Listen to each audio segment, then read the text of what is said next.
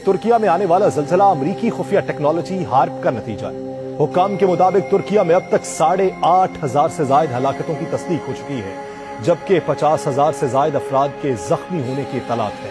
और उधर शाम में हलाकतों की तादाद 3,500 से ज्यादा बताई जाती है। 3 हफ्ते कबल फेटो के सरकार कराबाख ने कहा था कि 7.4 शिद्दत का ज़लज़ला आएगा। अमरीकी जहाज तुर्किया में लंगर अंदाज हुआ और हाथ का बटन दबा दिया गया। सिफारत खाने बंद करके अराकीन को वापस बुला लिया गया। इस तबाहकुन सूरत हाल के दरमियान हजारों लोग अपनी जान से हाथ धो बैठे हैं कि ज़लज़ला मसनूई तौर पर बनाया गया था। इस ज़लज़ले को हार्प यानी high frequency active auroral research program से भी तशबीह दी है, जो कि एक अमरीकी तहकीकी मरकज है जो आयनोस्फेयर की खुसूसियात और तर्ज अमल का मुतालिया करता है। ये हार्प किस बला का नाम है, टेक्नोलॉजी के बारे में बताते हैं। ये टेक्नोलॉजी एक हकीकत है, इसके पीछे अमरीका है। हार्प दरअसल high frequency active auroral research program का मुखफ़फ़ है।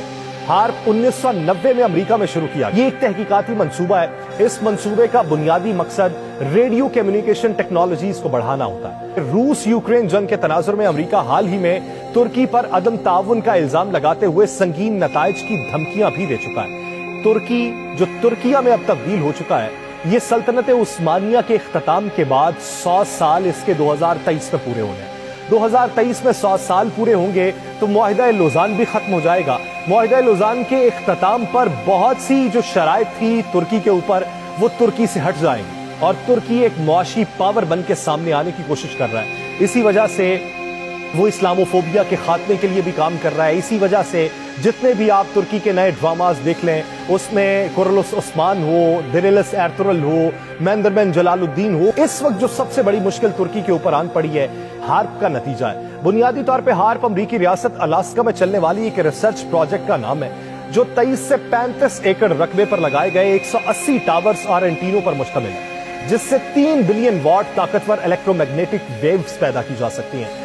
जमीन के ऊपर फजा की मुख्तलिफ तहों से एक तह का नाम आयनोस्फेयर है, जिसकी मोटाई सतह जमीन से 70 से 300 किलोमीटर तक है। अलास्का में मौजूद इस प्रोजेक्ट के कैंप में लगे एंटीनास की मदद से पावरफुल इलेक्ट्रोमैग्नेटिक वेव्स को आयनोस्फेयर में भेजा जाता था, जिससे वहां बहुत ज्यादा हिद्दत पैदा करके मौसम में गैर मामूली तब्दीलियां पैदा की जाती हैं। इसकी मदद से एक तरफ किसी खित्ते को बारिशों से बिल्कुल महरूम करके बंजर बनाया जा सकता है और दूसरी तरफ किसी खित्ते में हद से ज्यादा बारिशों से मसनूई सैलाब भी पैदा किया जा सकता है। इस टेक्नोलॉजी की मदद से दुनिया के मुख्तलिफ खित्तों में ज़ेरे ज़मीन ज़खायर की मौजूदगी और उनकी मिकदार का भी अंदाजा लगाया जा सकता है। इस प्रोजेक्ट की मदद से आयनोस्फेयर का दर्जा हरारत गैर मामूली हद तक बढ़ाया जा सकता है, जिसकी वजह से बहुत ही कम फ्रीक्वेंसी की लहरें पैदा की जाती हैं, जिनका रुख जमीन की तरफ मोड़ दिया जाता है। इसलिए इनकी मदद से एनर्जी की बहुत बड़ी मिकदार को जमीन या फजा के कुछ हिस्से पर फोकस करके मुंतकिल करने से बहुत ज्यादा दर्जा हरारत का प्लाज्मा पैदा किया जा सकता है।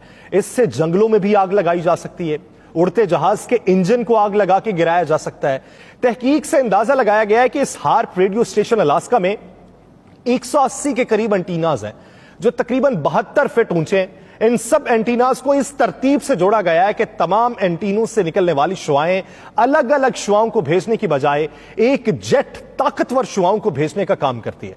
इस तरह ये सब एंटीनास एक बड़े एंटीना का काम सरअंजाम देते हैं। ये एंटीनास फजा में टनों के हिसाब से एनर्जी भेजने का काम करते हैं, जिससे ELF वेव्स पैदा होती हैं। ये फजा में 3.6 मिलियन वॉट्स की ताकत वाली शुआएं भेजते हैं, जो किसी भी उड़ते हुए जहाज के इंजन को बासानी एक ही झटके में पिघला सकती हैं। ये तो वो बातें हैं जो आवाम के सामने किसी ना किसी तरीके से पहुंच गई, लेकिन असल में आवाम को धोखे में रखा गया।